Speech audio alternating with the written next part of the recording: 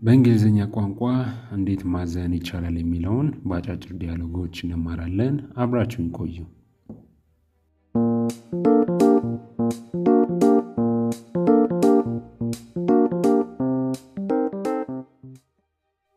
እንዴት ማዘን ይቻላል የሚለውን በዲያሎግ ትምህርታችን ሁለት ሰዎች በሚያደርጉት ውይይት እናያለን። አጠር ያሉ ውይይቶች ናቸው። ከዚህ ቀደምም እንዳስለመድኳቸው አይነት ዲያሎጎች ናቸው። እንዴት ሀዘንን መናገር እንችላለን፣ እንዲሁም ደግሞ ሀዘን የሚመስሉ ንግግሮች ከሌላ ሰው በምንሰማበት ሰዓት ላይ ምን አይነት ምላሽ መስጠትም እንደምንችል ያሳዩናል ብዬ ያሰብኳቸውን አጠር ያሉ ዲያሎጎች ነው ያመጣሁት። እሺ፣ የመጀመሪያው ግለሰብ ምን አለ? ጂል ሃዝ ሃድ ሀርት አታክ። ጂል ሃዝ ሃድ ሀርት አታክ። ጂል የልብ ድካም አጋጥሟታል።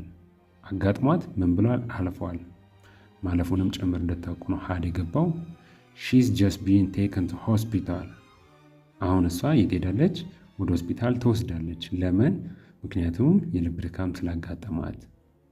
ጂል ሃዝ ሃድ ሀርት አታክ። ሺዝ ጀስት ቢን ቴክን ቱ ሆስፒታል። ጂል የልብ ድካም ስላጋጠማት ወደ ሆስፒታል ትወስዳለች አሁን ላይ ነው ያለው የመጀመሪያው ግለሰብ፣ ይህን የሰማው። ሁለተኛው ግለሰብ ደግሞ ምን አለ? ሃው ኦፉል። ሃው ኦፉል ኦር ተመሳሳይ አይነት ሚኒንግ የሚሰጠው ደግሞ ሃው ተርበል።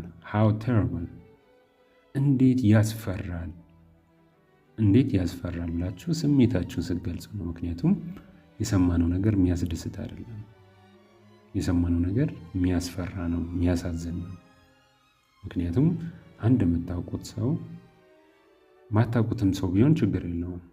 የልብ ድካም ተሰምቶት የልብ ህመም አሞት ሆስፒታል ሲገባ እናንተ የሀዘን ስሜት ነው የሚሰማችሁ። ያን ስሜታችሁን ለዛ ሰው ለማጋባት ስትፈልጉ የምትጠቀሙባቸው አጠቃቀሞች ናቸው። ሃው ኦፉል እንዴት ያስፈራል። ሃው ቴርብል እንዴት አስቸጋሪ ነው፣ እንዴት ያስፈራል ብላችሁ ትገልጻላችሁ ማለት ነው። እኔ ልክ በሆስፒታል አይነት መንገድ አመጣሁት እንጂ ብዙ አይነት ስለ ሀዘን ሰዎች ይነግሯቸዋል። በሚነግሯችሁ ሰዓት ላይ እነዚህን መጠቀም ትችላላችሁ ማለት ነው። በእንግሊዝኛ በጣም አሳዛኝ ነገር ሲነግሯችሁ ይህንን መጠቀም ትችላላችሁ። ሁለተኛው ዲያሎግ ደግሞ እንመልከት። አሁንም ከርዕሳችን አልወጣንም። ሀዘን እንዴት መግለጽ እንደምንችል ነው የምናየው። I've lost one of my files. I've lost one of my files. ከፋይሎቼ ውስጥ አንዱን አጣሁ አላችሁ የሥራ ባልደረባችሁ። ከፋይሎቼ ውስጥ አንዱን አጣሁ። በጣም ጠቃሚ ይሆናል። ይህንን ማሰብ ያለባችሁ ልክ ስራ ላይ ብቻ ሳይሆን በጣም አስፈላጊ፣ ሁሉም ሰው ዶክሜንት ይኖረዋል ብዬ አስባለሁ። ከመታወቂያ ጀምሮ አስፈላጊ የሆኑ ፋይሎች አሉና አንዱ እንደጠፋበት አንድ ሰው ሲነግራችሁ ምን አይነት የሀዘኔታ ስሜት ነው የሚሰማችሁ? በብዙ አይነት መንገድ ትገልጻላችሁ። ይሄኛው ዲያሎግ ግን የመጀመሪያው ግለሰብ ምን አለ? I've lost one of my files. ከፋይሎቼ ውስጥ አንዱን እኮ አጣሁት አለ።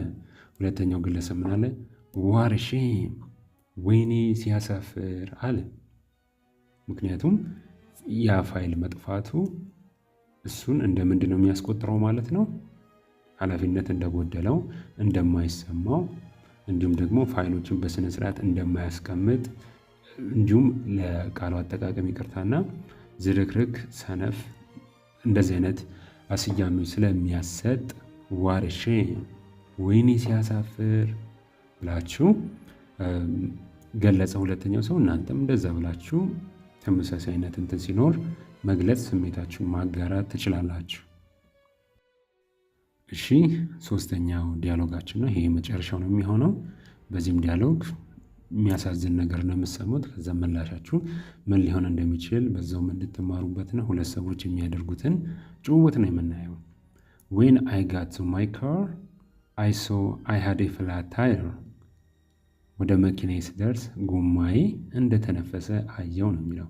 When I got to my car, ወደ መኪናዬ ስደርስ I saw I had a flat tire. ጎማዬ እንደተነፈሰ አየሁት። የመጀመሪያው ግለሰብ ነው ይሄን ያለው። ሁለተኛው ይሄን ሲሰማ ኦ ኖ አለ። ምን ማለቱ ነው? አይሆንም።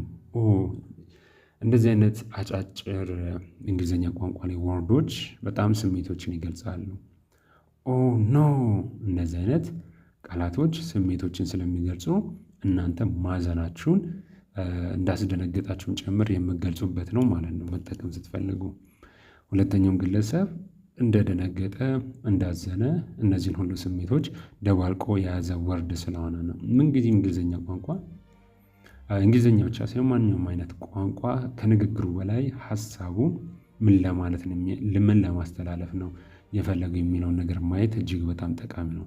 ከዛም ውስጥ ነው አንዱ ኖ ስትሉ አይሆንም አይደለም ማለት ነው። ነገር ግን ከምትሰሙት ንግግር አንጻር ኖ ማለት ምን አይነት ስሜት ሊሰጥ እንደሚችልም በዛው ማሰብ አለባችሁ ማለት ነው።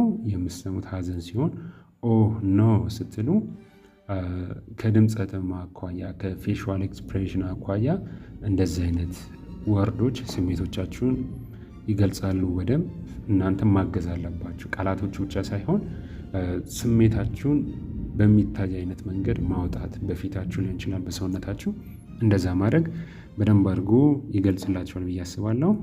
ቤስድ እንግሊሽ ይህንን ይመስል ነበር የዛሬው ትምህርታችን። አጫጭር ዲያሎጎች ከሀዘን ጋር በተገናኙ ሃው ቱ ሲምፐታይዝ የሚለውን ተመልክተናል። ቀጣይም ሌሎች ቪዲዮዎች እንለቃለን። አብራችን ሆኖ ከ63,000 በላይ ተከታዮች ያላችሁን እጅግ በጣም ደስ ይለናል። አሁንም ሁለቱንም ቻናሎቻችን ሰብስክራይብ አድርጉ። ለሌሎች ይጠቅማችኋል ብላችሁ ካሰባችሁ ሼር አድርጉላቸው። ቀጣይ በሌሎች ትምህርታዊ ቪዲዮ እስክንገናኝ መልካም ጊዜ ለሁላችሁ።